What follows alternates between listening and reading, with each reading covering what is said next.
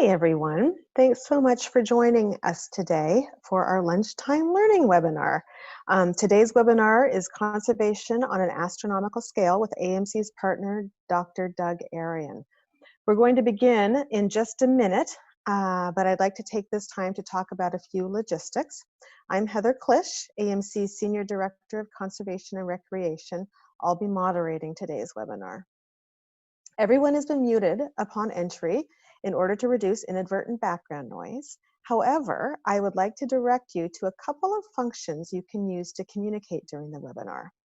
The first is the chat function. You should see this on your webinar attendee panel at the bottom of your screen.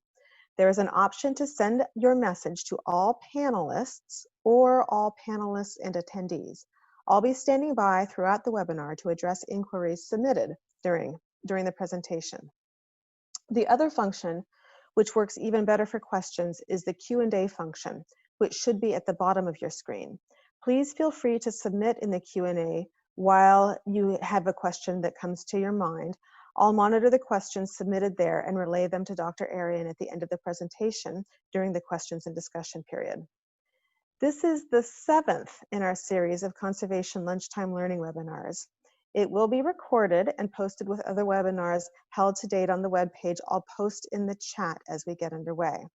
Next week's webinar will focus on an update on the Great American Outdoors Act and the nationwide effort to permanently fund the Land and Water Conservation Fund. Again, thank you for participating. Without further ado, I'll now introduce our partner, Doug Arion, who is Professor of Physics and Astronomy and Donald D. Hedberg Distinguished Professor of Entrepreneurial Studies at Carthage College. He is the founder and director of the Mountains of Stars Outreach Program in partnership with the AMC, which has engaged more than 65,000 members of the public with environmental awareness from a cosmic perspective. Dr. Arion is a fellow of the American Physical Society, a member of the American Astronomical Society and the International Astronomical Union, and serves on the U.S. and international panels on light pollution, radio interference, and space debris. He has received the Distinguished Service Award from Sigma Pi Sigma, which is the Physics Honorary Society, and the Volunteer Leadership Award from the Appalachian Mountain Club. He is a lifetime member of the AMC and the International Dark Sky Association. Doug is also connecting from a location today that can sometimes have a delay between the video and sound signals. So during the presentation, you will hear only his voice, and I'll bring on his video for the questions and answers at the end. With that, I'm going to turn it over to Doug and we'll get underway. Well, hello, everybody. Thanks for joining us all here today. I've called this Conservation on an Astronomical Scale, which is kind of a bit of a mixed metaphor, so I'll apologize for that, but it'll make sense as we go along. Now, all of us who are involved with the AMC, whether as volunteers or members or staff, all are involved in conservation in one way or another. We're trying to get conservation messages out to people. It's sometimes hard to communicate that. And I find there are some interesting ways to get things across to people. And one of my very favorites is this cartoon. Let's see, make sure this is working. There we go. It says, if people sat outside and looked at the stars each night, I bet they'd live differently. So I am somebody who goes out and looks at stars, and somebody who is involved in astronomy, and you understand where we fit in and how the Earth evolved and where we came from. You really do live differently. I treat things differently because I have that perspective. And I wish that more people did that. Now, to have that experience, you need to be able to go out and see something that looks like this. This is what a natural night sky looks like. The problem is that 80% of the world's population doesn't see that. They see this. Light pollution is one of the biggest drivers of losing the night sky. And even from rural areas and suburban areas, the stars have disappeared. Now, the thing about this is that there is a range of effect from light pollution, who first came up with it, That thing you see all the way to the right, scale 1, an excellent dark sky site, there are actually very few places on Earth which are still like that. Obviously, out in the middle of the ocean, it's like that, but you would have to be on a ship with all the lights off. But there really are very, very few places that are not affected. A level 2, a dark sky site, there are still places that are like that, but they're quite remote. Rural sky, that number 3, that's what you might be able to achieve in most rural areas, including up here in northern New Hampshire, for example. Suburban skies where you can barely make out the Milky Way at 4 and 5. And of course, if you're in downtown Boston, you're at the 7, 8, or 9 level where you can see the brightest stars or maybe no stars at all. Now, the thing is that those who were first noticing the effects of light pollution was the astronomy community. At the upper left, you see some of the professional observatories. That's the Lick Observatory in California. And professionals noticed this, but it didn't affect them that much because most of them are in pretty isolated areas and on mountaintops. The group that really noticed this were amateur astronomers, as you see on the right there. We've had more and more difficulty seeing things.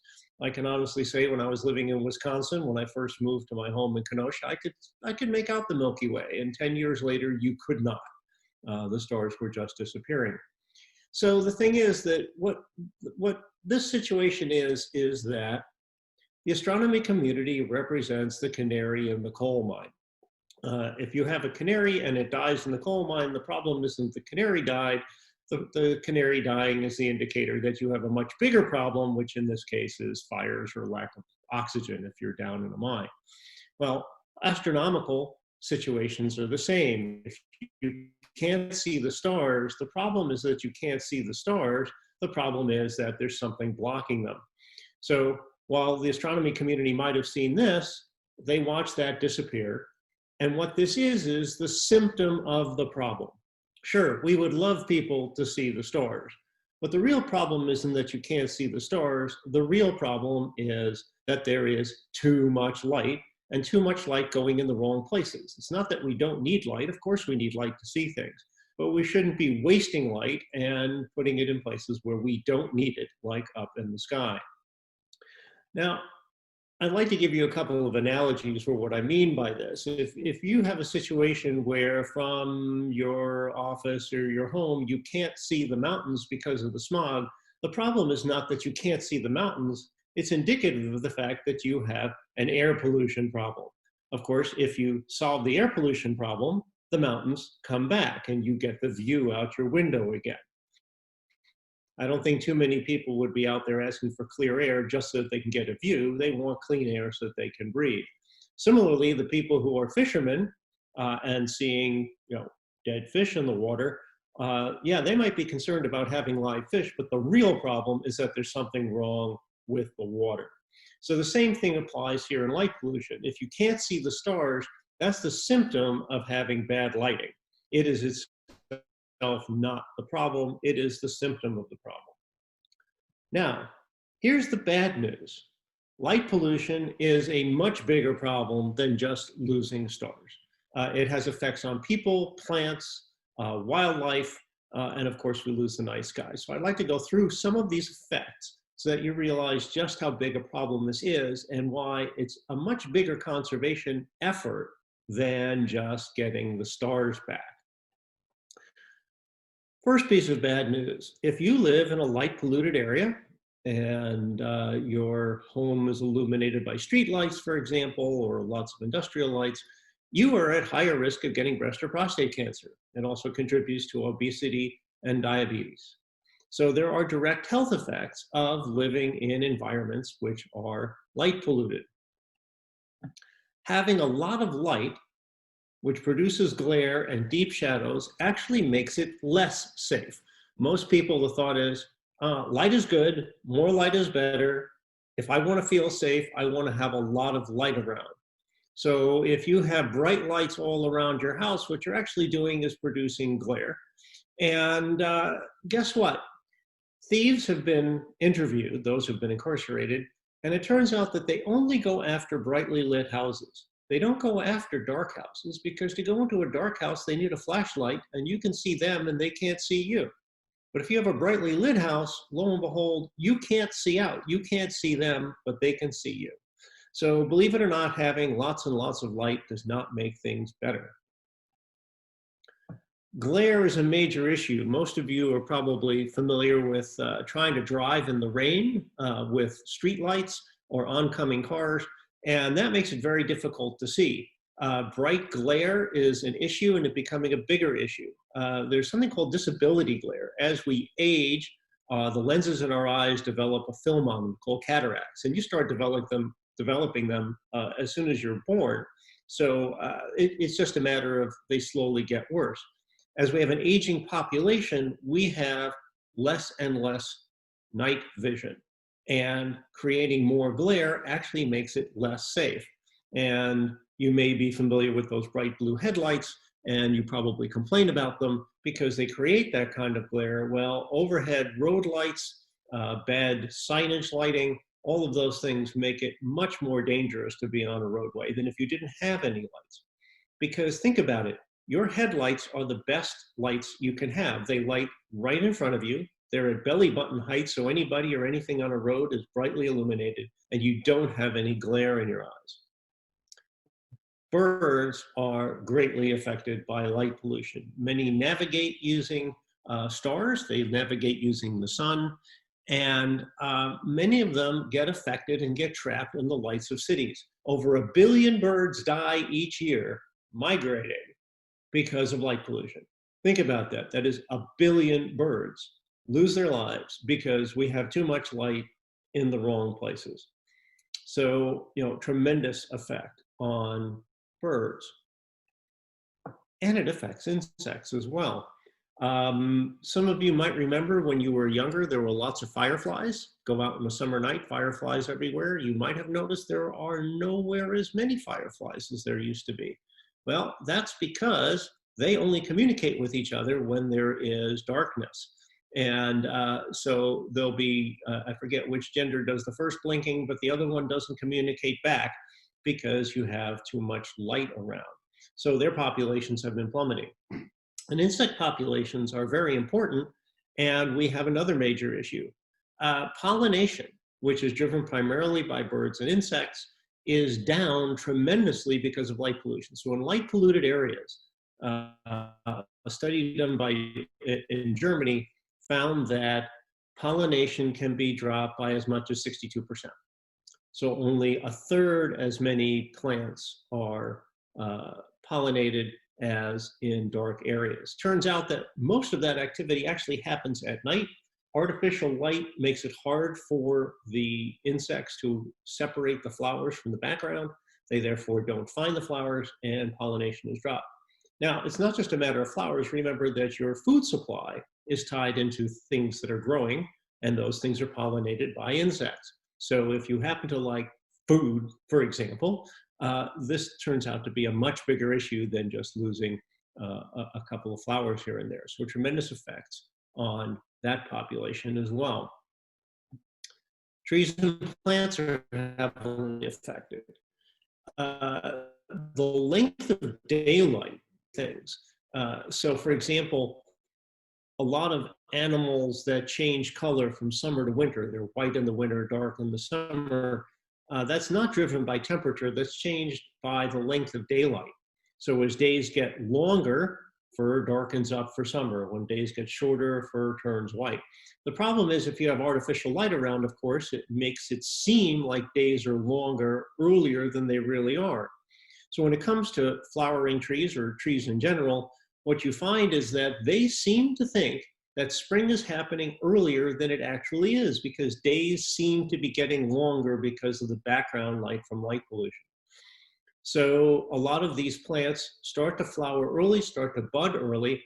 Problem is it's still cold and those buds freeze off.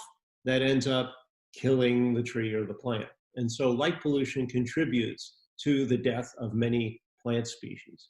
So pretty much everything that's out there in the natural environment gets seriously affected by the excess light that we produce. So let me give you an idea of the scale of the problem. Here's the United States at night. many people look at this and go, oh, isn't that a really pretty picture? What you have to realize is that none of the light that you are seeing there is actually doing us any good. Uh, if you have a light on, you want it shining on the ground because that's what you need to see. The problem with all of this light is you can see it from the satellite. So this is light that's going straight up. And I don't know about you, but I don't know anything that's above my head that I really need to illuminate, especially when a satellite is several hundred miles away. So all of this light is wasted, is creating these environmental issues, but we have a major upstream problem. In order to make that light, you have to make electricity. So think about all that power that has to be made in order to produce light that we're not using. That sounds bad enough, but when you realize that in this country, at least, the vast majority of our power is made by burning something, and that can be natural gas or in many cases coal. So here's the bad news. To keep 100 watts of lights on for a year, that's a 100 watt bulb on for a full year, you have to burn 2,000 pounds of coal. Now, if you think about that picture of the United States alone, and ask yourself how many 100 watt bulbs that represents and multiply each of them by 2,000 pounds of coal that gets burned and produces air pollution. By the way, that doesn't include the effort that went into mine the coal, the pollution generated by the trains that move the coal. This is just the coal itself. Look at the environmental effects upstream of having all that light that we don't need. It's an international issue and very much tied to economics. So you can look at this map of the entire world. You see the areas that are brightly lit, which includes Eastern Asia, Western Europe, the United States, of course. And there are huge effects that are driven here. And I want to show you a really mind-boggling example.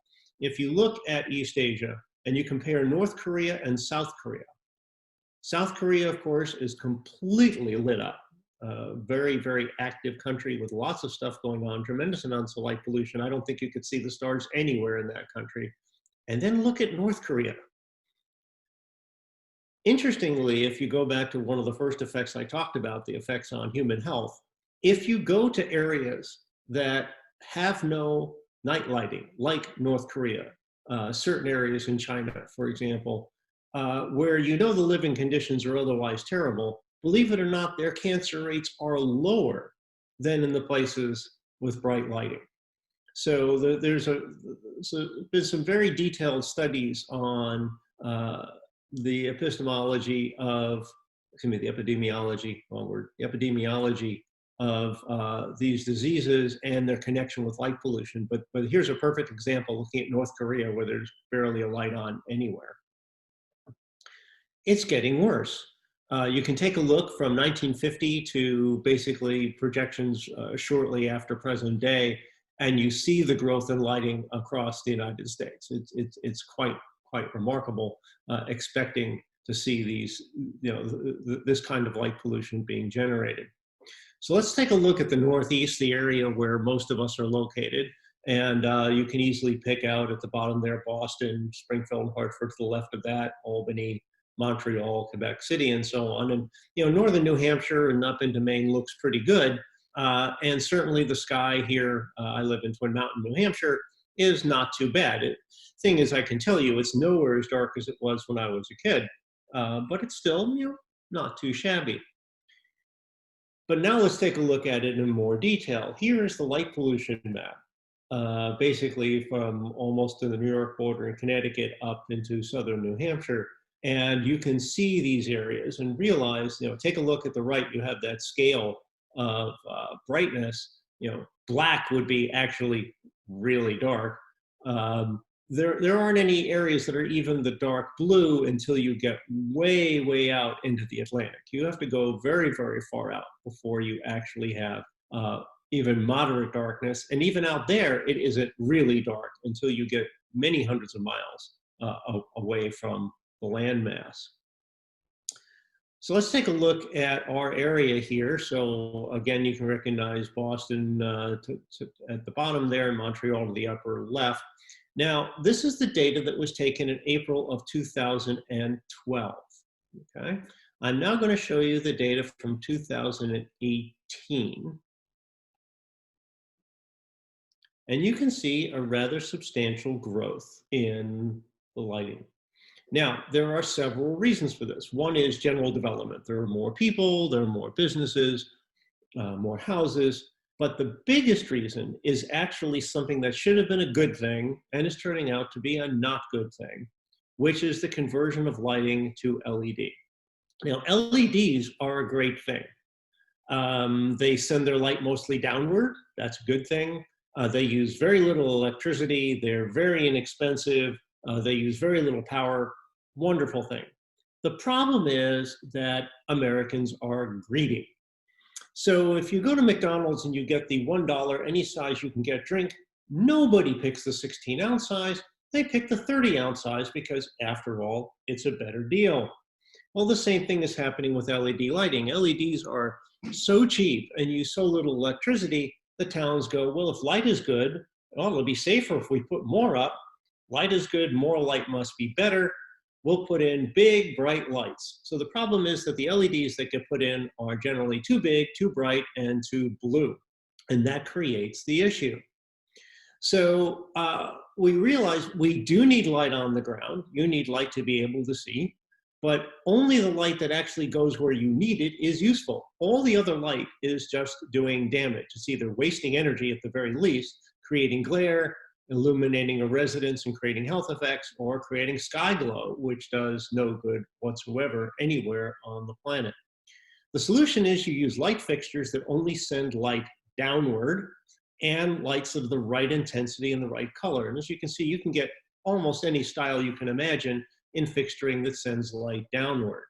And that effect is very, very huge. Here, this is the exact same parking lot. In the top picture, you have lights that do not have any shielding. There's light blowing all over the place. A lot of the light is wasted. It's illuminating things that don't need to be illuminated, such as that area that's trespass over to the left.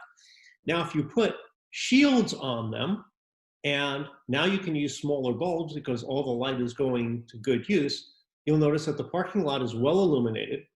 There's no light going beyond the parking lot, and you're saving electricity by having smaller bulbs. The second big effect is to use lighting that is the right color. Now, the sky is blue because blue light bounces better than red light. So blue light scatters and creates glare. Lights are often designated by an apparent temperature. And you'll see this ranges from 1,000 to 10,000 in this diagram. When you buy a light bulb, there will be a marker on the side of it about what equivalent temperature it's operating at. And it's not actually the physical temperature, it's a way to measure the color. What you really want are lamps that are as far to the left in this diagram as possible. The ones to the right create more glare, more scatter, more sky glow. Farther to the left, much more comfortable, better illumination, less light scatter. So if you look at the light that is put out, you'll see on the right-hand side these diagrams. HPS is high pressure sodium. That is the type of street light you are used to seeing. And you can see that there's a range of colors, but very, very little blue. Most of that light is in the green, the orange, and the red. If you go down 2 rows to LED, that's your typical LED light. And lo and behold, look at all that blue light that's being created, blue and green. And it looks very, very white to you, but it's also producing way more blue light than we need that creates that. You can also filter an LED, that's the filtered LED, FLED, and remove the blue light. But you can also use other technologies, something is called phosphor converted amber. So if you look to the left, you would see this range of white LEDs, a 3000K, which is the typical one you see there in the middle. You can see where high pressure sodium is, the lighting you're used to, and how that PC LED would be a much better match to that and produce far less blue light. And what does that look like? In the top picture there, you can see what 4000K illumination looks like, a lot of glare. You're probably used to seeing this in many, many places. If you convert it to these PC amper LEDs, look at how much less glare there is, how much nicer the illumination is on the roadway, and how much less light is being bounced into buildings. You can see much less illumination on the buildings in the lower picture than the upper. This is a facility that made a complete set of changes. It's the exact same factory above and below. In the upper case, all the old mercury vapor lamps producing lots of glare and deep shadows. Down below, much better light, much better shielded, and they're saving 1/3 of their electric bill. You can save 1/3 of your electric bill by making these changes. There are stores that are making an effort to show you fixtures that are good for the environment. You can look for a sign like this. I don't remember if this is in Home Depot or Lowe's, but you can take a look at some of those. And there are a number of programs out there that you can contribute to. One is called Globe at Night. It's a citizen science program. And believe it or not, there's an app for that. You can download the dark sky meter. You can take measurements of your sky brightness. They get uploaded, and that's the data that's used to map what is happening with sky brightness around the world. So I urge you to download this. It's a free app. Sign up to have your data go into their database. Collect that. It's a very important citizen science program that you can participate in. Now, what I'd like to do is tell you about some of the efforts that are going on to deal with this. As Heather mentioned at the beginning, I'm a member of the International Astronomical Union. There's a major program through that. Again, as I pointed out at the beginning, astronomers are the canaries in the coal mine. We're the ones who are trying to solve this, and we'll talk about what other groups we need to get involved there. The woman to the right with her hands up is Connie Walker. She is the head of the Dark Skies International effort. There is a set of dark sky ambassadors. I serve as one of them, as you can see down there. And we are trying to make our best effort at explaining this issue to people and getting them to change fixturing, put the right things in place. And again, the sky will come back, but health and safety will be taken care of. I'm a member of the American Astronomical Society panel. This is one of our meetings that we were holding. One of the most important organizations in this issue is the International Dark Sky Association. Their website is darksky.org. I urge you all to join them, be part of that effort. On their website, you can get all sorts of information. They have model lighting ordinances that your towns can pass. They have recommendations for light fixtures. They have all the health and safety and crime data that you can use to convince others. All of that's available on their site. I urge you to get involved with the IDA. Now, let me tell you something about what we're working on with the AMC. I do run the Mountains of Stars program. Some 65,000 people have participated. We train undergraduate students, AMC guides, naturalists, everybody in science communication and this content. We try to reach as many people as possible, and dark sky preservation is an important part of the message that we do. We have observing sessions, but we also do workshops. That's Kelly Anderson in the upper left doing a workshop on dark skies preservation for some of the AMC guests and communicating this to as many people as we can. Next time you're at the Highland Center, when it reopens, hopefully soon, take a look around and you will notice that the light fixtures at that facility are all dark sky compliant. They weren't when the building was built. And in fact, almost 10 years ago when we started our program, we talked to the AMC management and said, well, you've got a LEED certified building, but your lighting is an environmental nightmare. And to the credit of the AMC and Rick McCartan, those light fixtures were changed. So on the left, you'll see that old style fixture above a door over on Shapley. On the right, you see that little hooded structure just to the left of the sign. Guess what? That puts good light down on the ground without putting any up into the sky. And it's a tiny little LED bulb that uses next to no electricity. We have, if you come to some of the dining rooms, you'll see these cards up on the tables with useful information about what happens with good lighting and bad lighting. We hope as many people as possible are guests and visit and see these and read these, and we can bring that message to as many guests as we can. Now, last summer, last August, the Washington Post did an article and published this map about the few areas in the entire United States where the sky is still actually dark.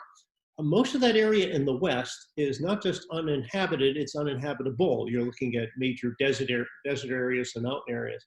And if you look in the East, you'll find that there is precisely only one area that is still naturally dark, and it's in northern Maine, and it happens to surround the Appalachian Mountain Club lands up there. This shows it even more clearly if you can see all of the brightly lit areas around the country in that one big dark area up there in Maine. So, the International Dark Sky Association, the IDA, certifies areas around the world which make the commitment to sustain dark skies. There are dark sky parks. For example, Cherry Springs Park in Pennsylvania is pretty well known for sustaining dark skies. There are dark sky communities, cities and towns that have changed their lighting and committed to keeping dark sky preservation in place. There are dark sky sanctuaries, which are regions, generally remote areas without any development, but which are intrinsically dark. In fact, the Katahdin Woods and Waters area in Maine just received dark sky sanctuary status a week and a half ago. And then there are dark sky reserves. A dark sky reserve is a very large area that has to be protected. It has to be 170,000 acres, I believe, is the minimum area. Don't hold me to that, but I think that's right. I think it's 700 square kilometers, 700 square kilometers. And we are in the process of trying to create an international dark sky reserve surrounding the Maine woods lands of the Appalachian Mountain Club. You must have a core area that is truly dark, and the AMC lands are, and then a buffer area around it. It's important to control all the lighting throughout that, because if you don't have dark throughout the buffer area, you could impact the sky quality in the core area. This requires that we get all the surrounding towns to change their lighting and put in lighting ordinances to make sure that it's not just dark now, but that it will be dark indefinitely into the future, so that your children, grandchildren, and great-grandchildren will have a place to see the stars. Because believe it or not, if you remember that map I showed you, if we lose this, you lose the last dark sky in the eastern two-thirds of the entire United States. So it's critically important that we protect this, because it is the last place you can go. And by the way, you can stay at beautiful lodges with great food and wonderful outdoor activities and have that dark sky. There's a brochure that the AMC has put out. This will be distributed in the near future about creating this International Dark Sky Reserve. It has some of the key issues associated with dark sky implementation, things for the community, things for the environment. We are currently promoting the Dark Sky Reserve to all the surrounding towns. We are in process of submitting a large grant proposal to get the money to do all the lighting improvements. So that's a very important part of our process as well. So you can go up to Maine for these beautiful lands. And if you look at the natural resources, that's the thing that draws people. And the natural resources, of course, are these beautiful forests and lakes. And that's a big part of the ecotourism environment up there. But the dark sky is also part of that environment. It's part of those resources. And this is the sky you can see there that's above Gorham and Chairback. That's the lodge. So this is as beautiful as the sky is with the lights on. Imagine what it looks like when we turn the house lights off.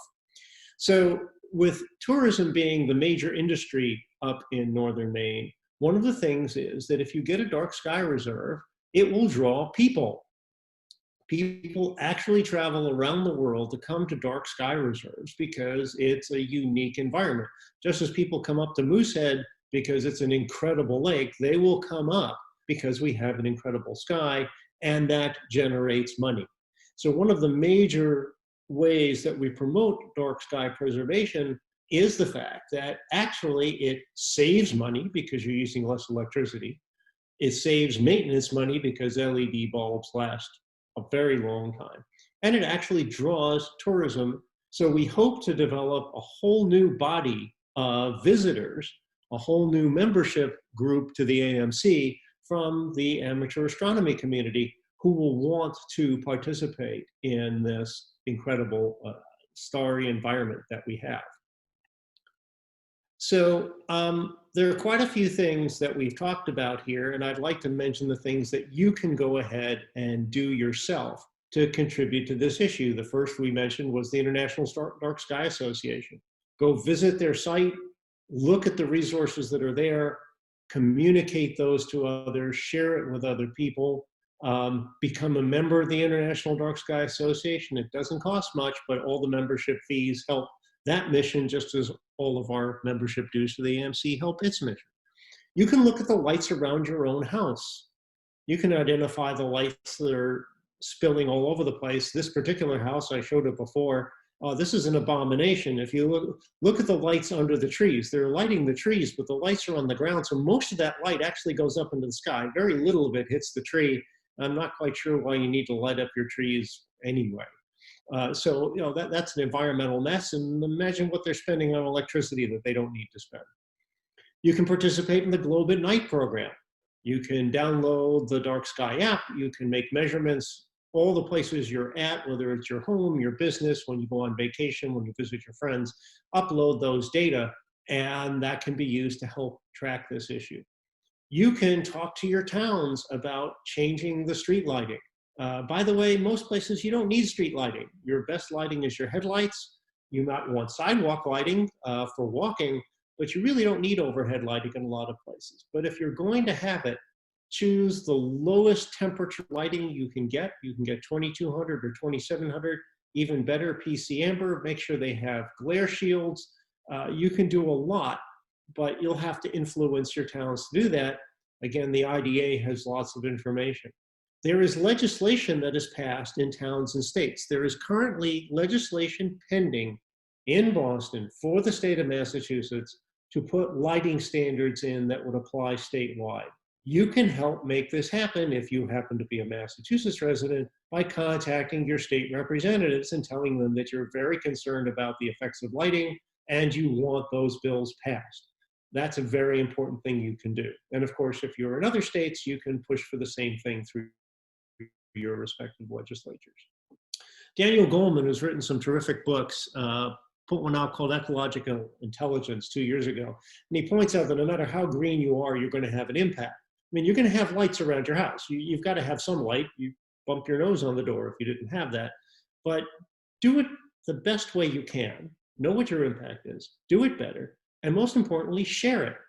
Because if you fix things on your house, share that with your neighbors. They fix their houses. If you get enough neighbors working on it, then you can influence your town to change what it's doing. And everybody will ultimately benefit. Just imagine what would happen if we could actually get those lights shut off. If we could get lights in cities turned off, high-rise office buildings do not have to be lit all night long. If you can kill those lights, the stars will come back. This is the kind of sky that everybody should see. If we believe Calvin and Hobbes that if more people looked up and saw that sky and understood where we fit in, where the planet came from, how everything works, I think everybody would treat things better. If that sky comes back that way, that means that the world is controlling its lighting, it's saving energy, it's improving the environment, it's protecting the birds, fish, insects, animals, plant life. It's a very, very important thing that we need to be working on. There was this cartoon in the Dartmouth newspaper that I thought was really, really cool. On the left, Nighttime Adventures says, last week, one of my residents lost his keys. We looked around the golf course that night.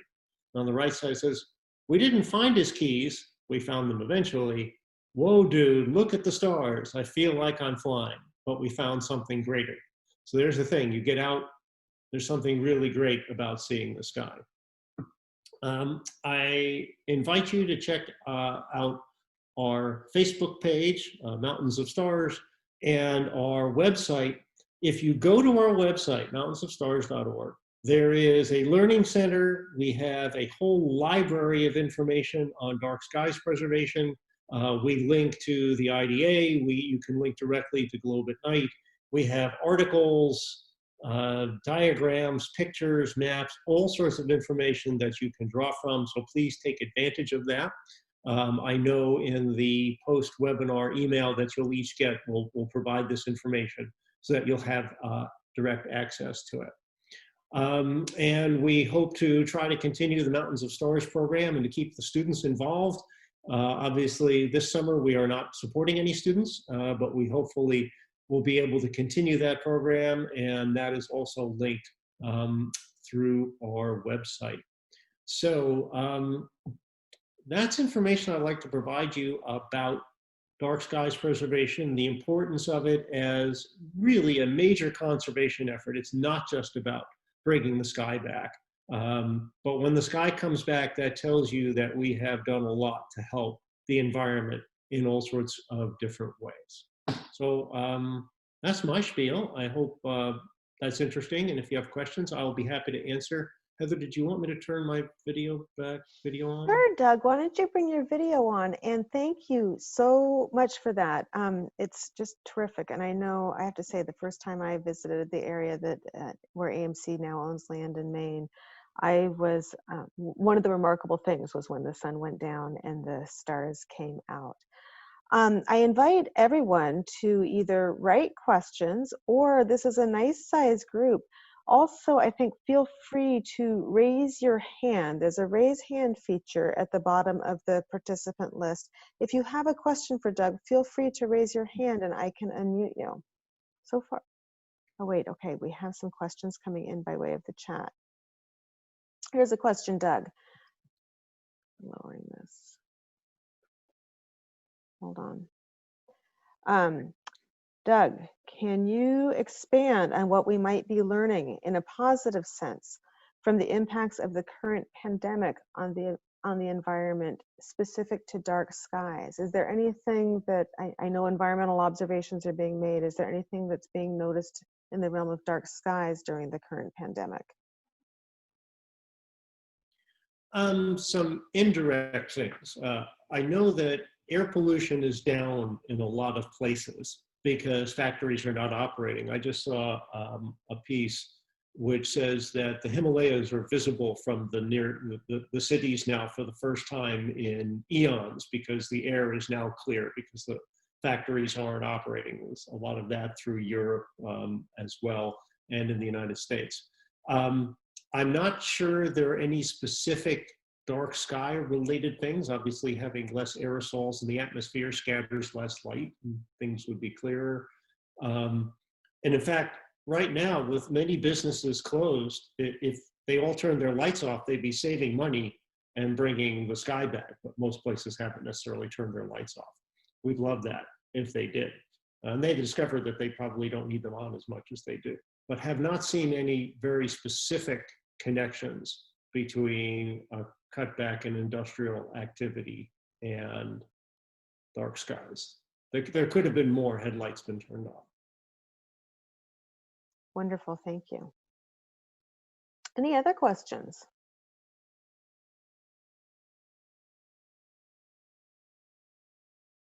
We have a quiet group today.